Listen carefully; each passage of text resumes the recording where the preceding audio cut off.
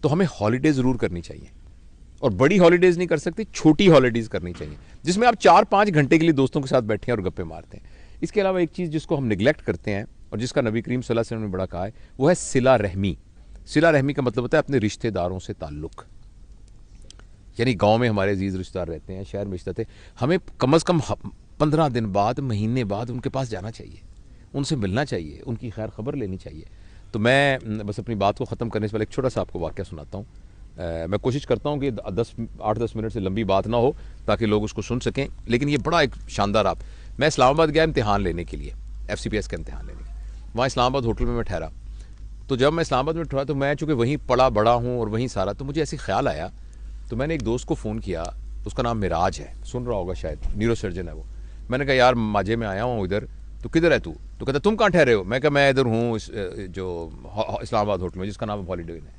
تو وہ کہنے لگا کہ لے میں تو اس کے سامنے سڑک سے گزر رہا ہوں, کون سا کمرہ ہے تمہارا. میں نے بتایا, کہتا میں آ رہا ہوں. اچھا وہ آ گیا. اچھا اتنے میں نا اس نے کہا یار اس کے ساتھ ہی محبوب الہی رہتا ہے, وہ خبریں میں کام کرتا تھا, تو وہاں کوئی ایڈیٹر شیڈیٹر تھا. تو اس نے کہا میں اس کو بھی بلا لیتا ہوں. وہ محبوب الہی بھی آ گیا. اس کے بعد ہمارا ایک اور دوست تھا, تو اس نے اس کو فون کیا, وہ بھی آ گیا. تنویر ظفر, وہ آج کل امریکہ میں ہے, وہ بھی آ گیا. ہم چاروں جب بیٹھے نا تو ہم نے گپے مارنی شروع کر دی, اور میرا جانے کا ٹائم تھا جہاز کا. تو اچانک مجھے کہنے لگا یار بالکل ساتھ واجد ہے. یہ سارے میرے اسکول کے کلاس فیلوز تھے. ایک نیورو سرجن ہے, ایک جرنلسٹ ہے بہت بڑا, اور جو تیسرا تھا تنویر, وہ فورن افیئرز میں کام کرتا ہے آج کل نیو یارک میں. تو واجد جو ہم میں سے تھا نا, اس کے والد صاحب تھے درزی تھے. تو اس نے واجد نے وہی والی کام شروع کر لیا, اور میلوڈی مارکیٹ کے اندر اس کی کپڑے کی بہت بڑی دکان تھی, اور دکان کے ساتھ ہی اس کا ٹیلرنگ کا کام بھی تھا.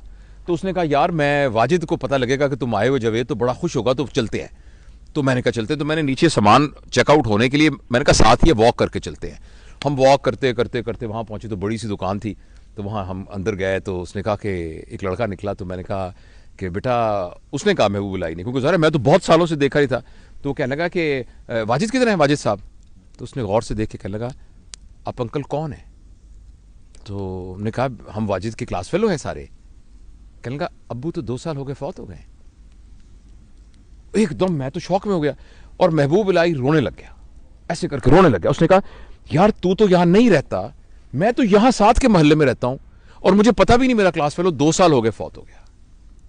تو ایک دم نا پھر میں نے اس بچے کو گلے لگایا. میں نے کہا بیٹا تو ہمیں بالکل نہیں جانتا, ہم تیرے چاچے ہیں ہم, اور تیرے ابا کے دوست تھے. اور بڑا پھر بیٹھ کے ہم نے فاتحہ پڑھی, اور واپسی پہ ہم سب نے یہ فیصلہ کیا کہ یار زندگی کا کیا پتہ ہے.